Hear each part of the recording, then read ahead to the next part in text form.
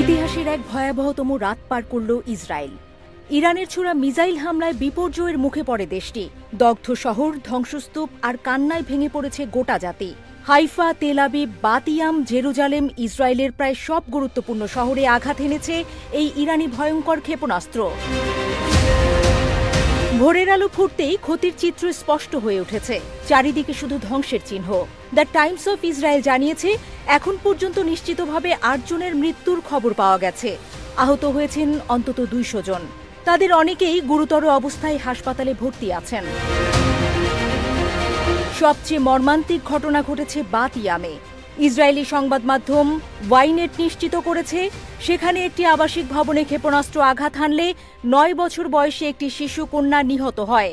একই স্থানে নিহত হয়েছেন আরও ৩ জন, যাদের মধ্যে ২ জন বয়স্ক নারী। তাদের বয়স ৬৯ এবং ৮০ বছর। বাতিয়ামের আকাশ জুড়ে এখনও ধোঁয়ার কুণ্ডুলি। উদ্ধারকারী দল ধ্বংসস্তূপের নিচে আটকে থাকা মানুষের সন্ধানে কাজ চালিয়ে যাচ্ছে। রেহবট শহরে একটি পৃথক হামলায় আহত হয়েছেন অন্তত ৩৭ জন। রাতভর অ্যাম্বুলেন্সের সাইরেন আর ধ্বংসের আওয়াজে প্রকম্পিত হয়েছে তেল আবিবের দক্ষিণাঞ্চল। এসব এলাকায় মানুষজন গভীর রাতে ঘর ছেড়ে নিরাপদ আশ্রয়ে ছুটতে বাধ্য হন। ইসরায়েলের জরুরি পরিষেবা সংস্থা ম্যাগেন ডেভিড অ্যাডমের বরাত দিয়ে জানা গেছে, হামলার পর বাতিয়ামে অন্তত ৩৫ জন নিখোঁজ রয়েছেন। তাদের অবস্থান এখনও নিশ্চিত নয়। ধারণা করা হচ্ছে অনেকেই ধ্বংসস্তূপের নিচে চাপা পড়ে আছেন। রবিবার ভোরে উত্তরের বেইত শিয়ান শহর এবং আশেপাশের এলাকায় আবারও ইরানি ড্রোনের প্রবেশের খবর পাওয়া গেছে।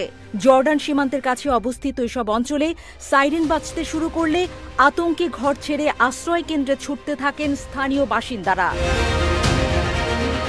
ইসরায়েলি প্রতিরক্ষা বাহিনী আইডিএফ জানিয়েছে, আকাশ প্রতিরক্ষা ব্যবস্থা পুরোপুরি সক্রিয় করা হয়েছে। ড্রোন ও ক্ষেপণাস্ত্র প্রতিহত করতে যুদ্ধবিমানের পাশাপাশি আয়রন ডোম ব্যবস্থাও ব্যবহৃত হচ্ছে। ইরানের হামলায় ইসরায়েল এক ভয়াবহ মানবিক বিপর্যয়ের মুখোমুখি হয়েছে।